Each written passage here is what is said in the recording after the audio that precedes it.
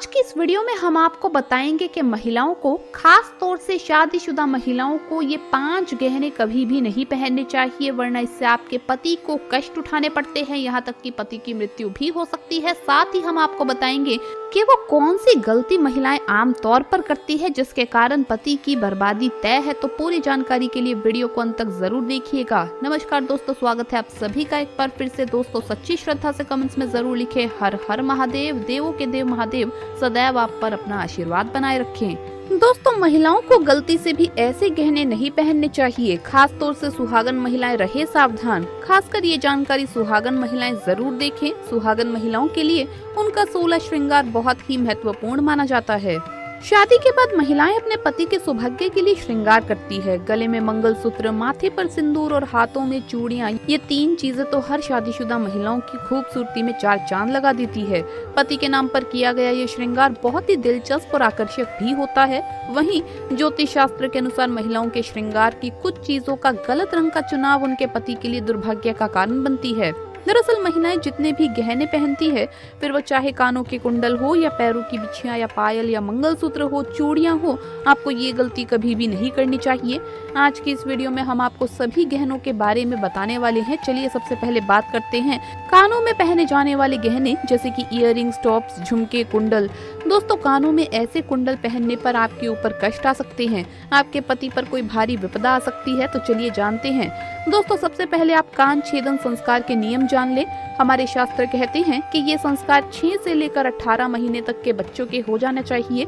अगर ऐसा नहीं हो पा रहा है तो जब आपकी आयु किसी विषम संख्या में हो, जैसे 3 साल, 5 साल, 7 साल, 9 साल, 11 साल, इस तरह से आगे बढ़ती हुई इन्हीं वर्षों में हो जाना चाहिए। ध्यान रखने वाली बात ये है कि ये संस्कार अगर लड़कों का हो रहा है तो पहले दाहिना कान का छेदन और फिर बाएं कान का छेदन होना चाहिए, और बालिकाओं में ये क्रम उल्टा हो जाता है। उनका पहले बायां कान छेदन होना चाहिए और फिर दाहिना। बालिकाओं में एक चीज और होती है, उनकी नाक, जो कि उसे भी छेदा जाता है और वो भी बायां। यहाँ पर एक बात सबसे बड़ी है, शास्त्रों में स्पष्ट बताया गया है कि लड़कियों की नाक के बाएं ओर के हिस्से को छेद देना चाहिए। सीधे हाथ की तरफ नाक कभी भी नहीं छेदनी चाहिए, वरना इससे दोष लगता है। दोस्तों कानों में कुंडल पहनने से महिलाओं और बालिकाओं को श्वास रोग, सर दर्द की समस्याओं से छुटकारा मिलता है। ज्यादातर ये देखा गया है कि जिन महिलाओं और बालिकाओं के कान में छेद होता है तो वो इन रोगों से बची रहती है। साथ ही साथ इनके सोचने की शक्ति और याददाश्त और बढ़ जाती है। दोस्तों शास्त्रों के अनुसार कान में ऐसा कुंडल किसी भी महिला को नहीं पहनना चाहिए। लगता है सबसे बड़ा पाप और लगती है ये घातक बीमारी। आजकल देखा जाता है कि ज्यादातर माताएं बहनें नकली धातुओं से बने आभूषण को धारण करती है, जिससे उन्हें तमाम तरह की परेशानियों का सामना करना पड़ता है। आपको सलाह दी जाती है कि इन चीजों से हमेशा बचें और लंबे समय तक इन धातुओं को कभी ना पहने। आप कानों में कुंडल के लिए सोने तथा चांदी धातु का ही प्रयोग करें, और अगर आप किसी और धातु का प्रयोग करते हैं तो इससे आपके सभी ग्रह बिगड़ सकते हैं, आपके ऊपर दोष लग सकते हैं, यहाँ तक कि आपके पति पर सबसे बुरा असर पड़ता है। किसी और धातु को कान में डालने से कैंसर जैसी घातक बीमारी भी आपको हो सकती है, इसीलिए सावधान रहें।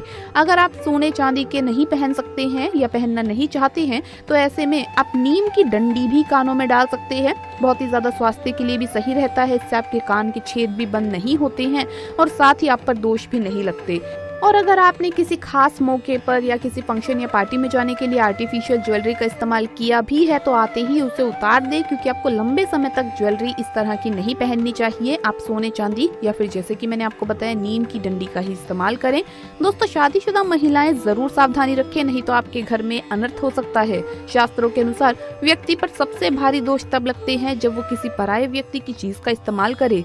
इसीलिए सुहागन महिलाएं कभी किसी के कुंडल अपने कानों में न डालें, अन्यथा आपका वैवाहिक जीवन खराब हो सकता है, उसका दोष आपके ऊपर आ सकता है। ऐसे में आपको मंगलसूत्र भी किसी का इस्तेमाल नहीं करना चाहिए, नहीं तो परिणाम बुरे हो सकते हैं। इसीलिए अपना वैवाहिक जीवन कभी भी खराब ना करें।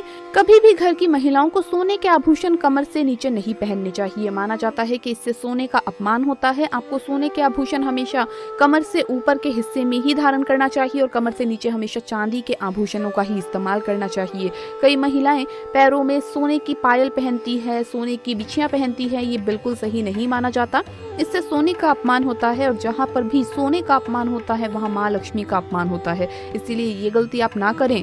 किसी के दिए हुए आभूषण आपको नहीं पहनने चाहिए। दोस्तों, विवाहित महिलाएं पैरों में बीच की 3 उंगलियों में बिछियां पहनती है। ये गहना सिर्फ साज श्रृंगार की वस्तु नहीं है।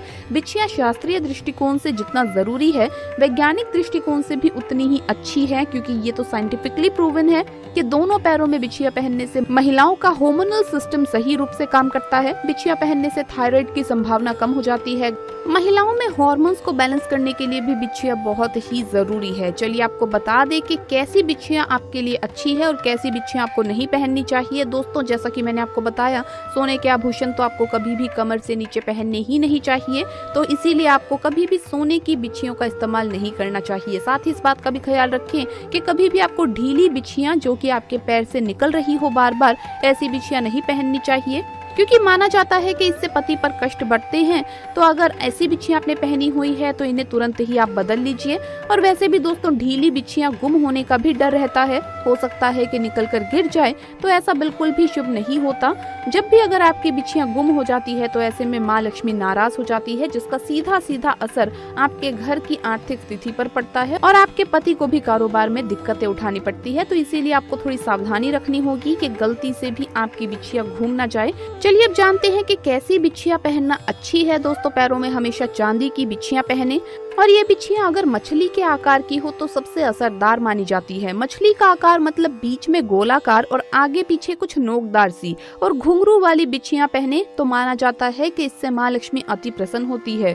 दोस्तों, आपने देखा भी होगा, घर में बड़े बुजुर्ग भी जो पायल या बिछिया पहनते हैं वो घुंघरू वाली होती है, क्योंकि घुंघरू की आवाज माँ लक्ष्मी को आकर्षित करती है और ऐसे घरों में माँ लक्ष्मी स्थायी रूप से वास करती है।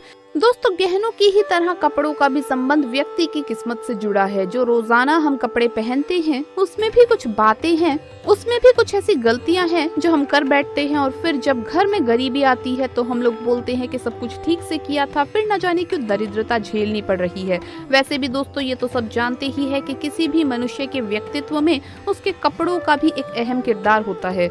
वस्त्र न सिर्फ तन को ढकने बल्कि उनमें हमारे चरित्र, व्यवहार, आत्मविश्वास की भी झलक होती है। कहा भी जाता है कि इंसान की पहचान उसके कपड़ों से होती है।